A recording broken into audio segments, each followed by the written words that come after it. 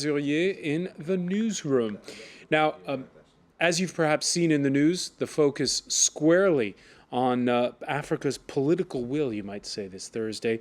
The continent's coming to terms with regime change in Tripoli, where the African Union's one of the African Union's past sponsors is being ousted, Colonel Gaddafi. And over in Addis Ababa, at the AU's headquarters, that's a donor conference taking place there, a conference for a famine that's killed tens of thousands in Somalia. True, only 4 heads of state showed up this Thursday, and aid pledges, well, a drop in the bucket compared to the needs estimated by the UN and other agencies. But it's not just about money. Neighboring states have taken in hundreds of thousands of refugees, and for 2 decades have now felt the fallout from continued lawlessness and fighting there.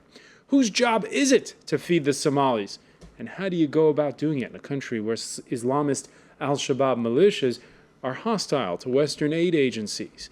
Well, France 24's James Andre went to Mogadishu to have a look and find out. We're going to see his exclusive report in a moment.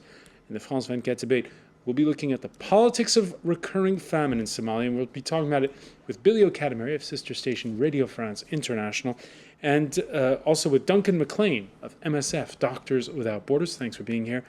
And joining us by telephone from Jeddah, Saudi Arabia, Fouad Maznai, the head of humanitarian affairs for the Organization for Islamic Cooperation. Thank you for being with us. Thanks for inviting us. By the way, you can weigh in on the conversation on the France 24 Debate Facebook page and on Twitter, our handle @FrancoisF24. Without further ado, we're going to look at the nuts and bolts of what it means dealing with yet another major crisis. Some say the worst in 2 decades when it comes to famine. Here it is. For reporters, the France 24 investigative news magazine, James Andre takes us to Mogadishu. Danabo is washing clothes on the steps of Mogadishu Cathedral. She arrived here 10 days ago. She fled her village in an al-Shabaab-controlled district of South Somalia because there was nothing left to eat. We had a farm and animals, but we've lost it all. Our children died of hunger. My brothers and my parents all died of hunger. We came here to save ourselves and to find a way to live. Danabo is pregnant, but she walked for 32 days with her 4 children to escape the food shortage. She now lives in the nave of this cathedral, which has become a refugee camp. Humanitarian aid does not make it this far. Dozens of families lived crammed in amidst the ruins, in makeshift huts made of sticks and rags. Everyone here is hungry and malnourished. A measles epidemic has broken out.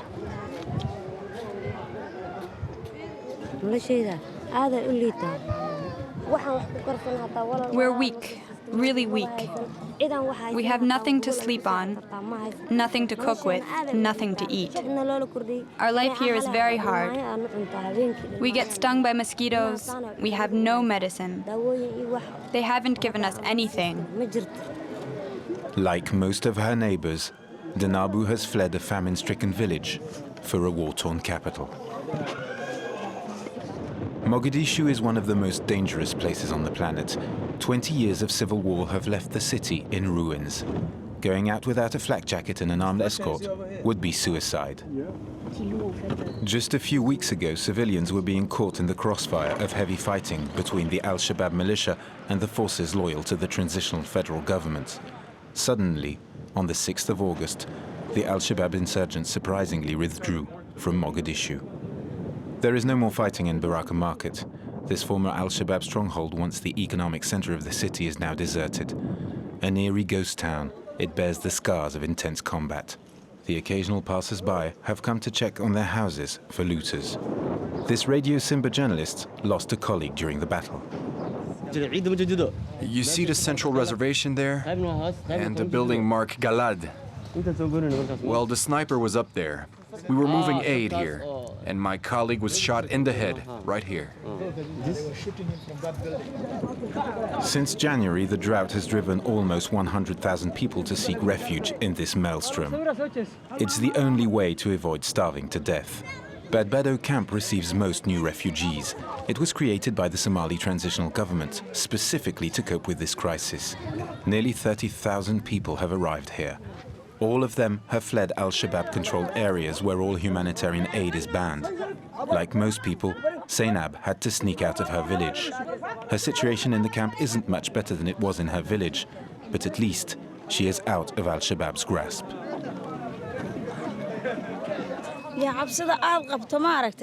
We were afraid. They were killing us. We were afraid of being arrested. They took away our young boys and those of our animals that hadn't died from the drought. They stopped the aid workers who wanted to help us from coming here. How are we supposed to live like this? Zainab receives some help in the camp, but she feels it's not enough. They gave us dry rice and medicine. We have nothing else except water.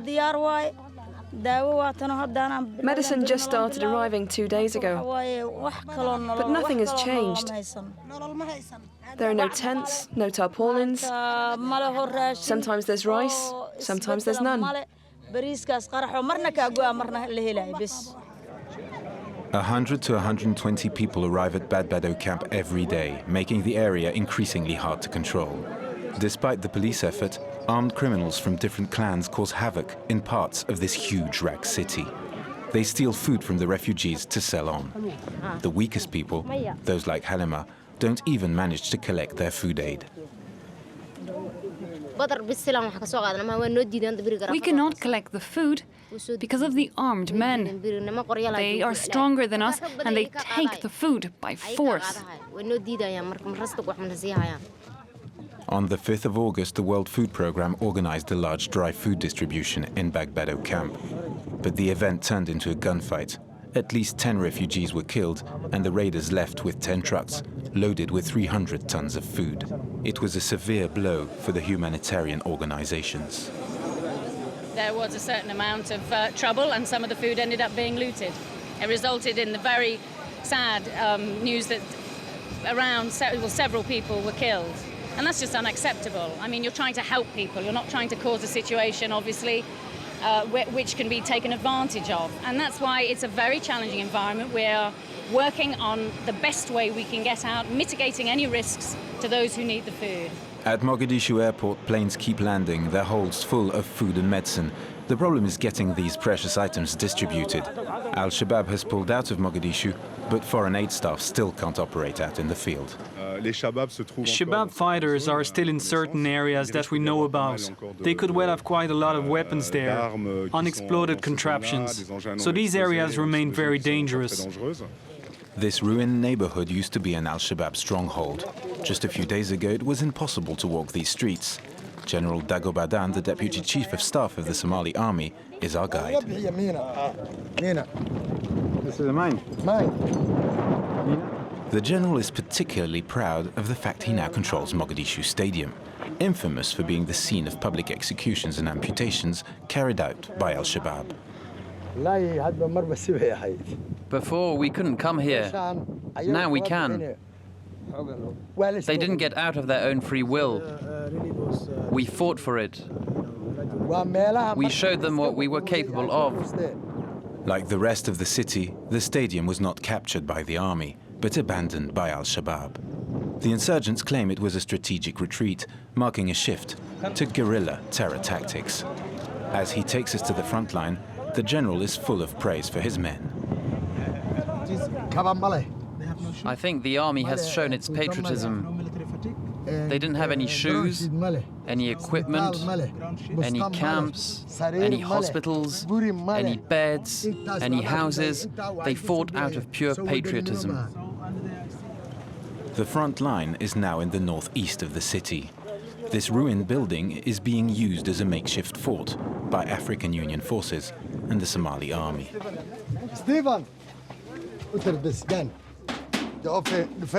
We are firing from here, it protects us.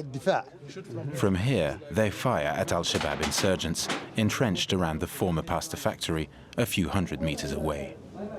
Shabaab fighters are just behind this house. Be quiet, don't say that. If we want to push forward, they won't be able to stop us. But we still have fighters behind us, so I want to flush them out before we move on. The Somali army is known for being poorly trained and having a lack of discipline. Soldiers are only paid $100 a month, and some have even been caught looting. 2 were recently sentenced to death. Inda Ade is a warlord who used to control parts of the city. He's now allied to the transitional federal government, fighting Al-Shabaab, though he doesn't trust the Somali army. They're hungry. We don't pay them enough. If we give them 20 cartridges, they'll sell 10 of them because they want to buy something to eat. And if he has to, a soldier will even sell his weapon. No one is going to ask him where it came from. No one checks. International aid agencies are struggling to help the starving population. They have no choice but to rely on local partners. Move back, move back. Everyone has to sit down. Move back, let the others sit down. This food distribution point is managed by Jumbo, a local NGO that works with the World Food Programme. They feed 5,500 people a day. Give it to the child. He's an orphan. I'll help him. He has lost both his parents. The only way refugees can get food without violence breaking out is so-called wet feeding. Recipients collect ready-cooked food that has virtually no market value. The downside is that they have to queue for hours in the blazing sun to collect one single meal for their family.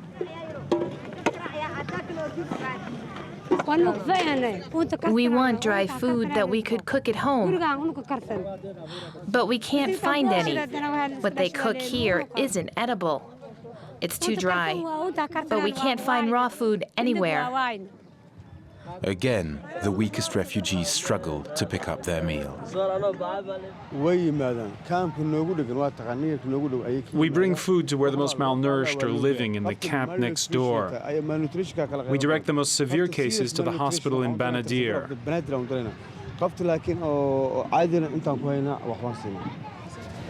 Banadir Hospital in central Mogadishu is overwhelmed.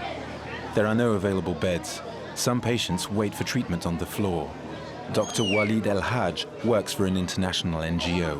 He arrived from Sudan 3 days ago and has never seen such desperation. No bed, no equipment, no others. He spends his days examining emaciated children exhausted by famine and weeks spent on the road. They are very ill patients and poor patients. Starvation, dehydration, malnutrition. This is a side effect of wars and other environmental factors. Cholera and measles are widespread. Some children have contracted blood poisoning. A lot of them won't make it. The first day we come, the doctors here said 6 patients. And today and yesterday 1 patient. Today no patient died, alhamdulillah. Exhausted mothers turn an empty gaze, weakly brushing off the thousands of flies that swarm in this overcrowded hospital. Wada arrived in the Mogadishu camps a month ago. She failed to find any real help. Weakened by hunger, her child became ill. We were in the refugee camps near the bridge. There was no help, nothing to eat. 5 days ago we moved to the new camp where they gave out food cards. Yesterday when they were handing them out, everyone was jostling. The others got hold of a card, but I didn't. There were 11 in my family and we haven't eaten in 5 days. The doctors say Wada's child should survive. With Al-Shabaab pulling out, aid organizations hope to step up operations, unless insurgents carry out their threat to add a terror campaign to the rest of Mogadishu's miseries. All right, James Andre there, that report for the reporters, the France 24 investigative news magazine. James, some compelling pictures and disturbing images. The woman at the beginning, the older woman, who says that she was afraid of Al-Shabaab. And then you see afterwards the woman who is in the camp who talks about how there's fighting going on there and she's afraid of armed men there. So really, what's the difference?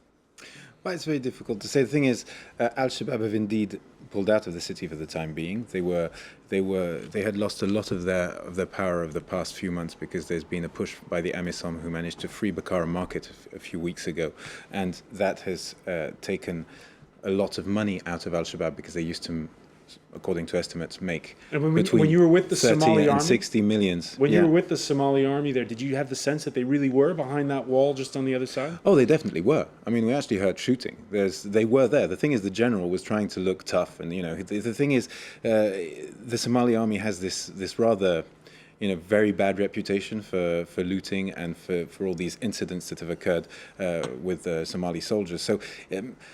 The thing is, he wanted to prove that they were the bosses, that they were holding the city, and that everything was fine. So he took us around. He showed us really parts of Mogadishu that haven't been seen by foreign journalists for years. But the fact of the matter is, he took us to the front line and said, yeah, we control everything and we're fine. And this is why I put that piece with a soldier who says they're right behind the house, because he was trying to convince us that they were actually a long way away and really afraid of coming, and close to this front line. And the other tells him to be quiet. Exactly. He'd even tried to tell us that you couldn't hear any shooting, and then we heard.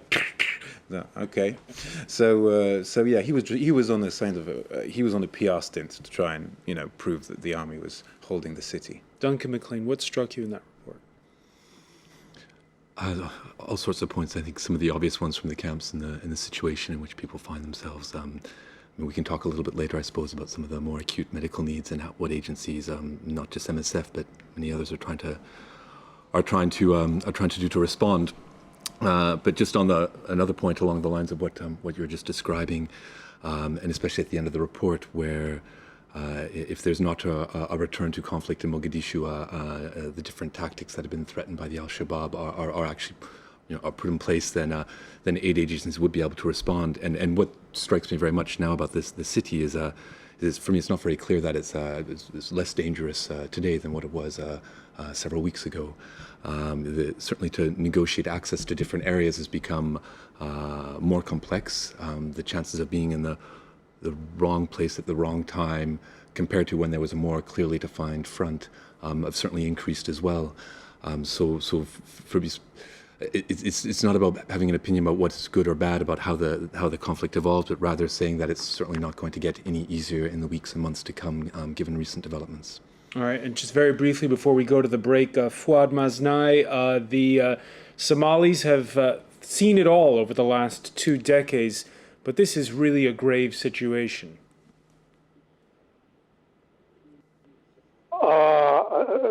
To start, thank you very much for inviting me to shed light the OIC efforts in this international community's efforts to alleviate the suffering in Somalia and the Horn of Africa in general. Really, the working in Somalia as humanitarian actors is a very, very, very challenging situation. As everybody knows that the environment is not healthy.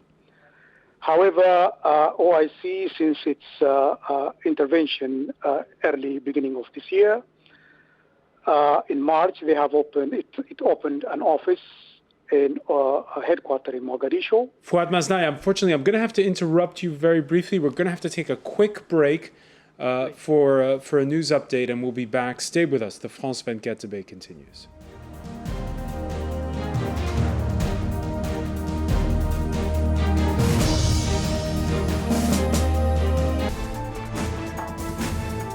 Breaking news are on France 24 and France24.com.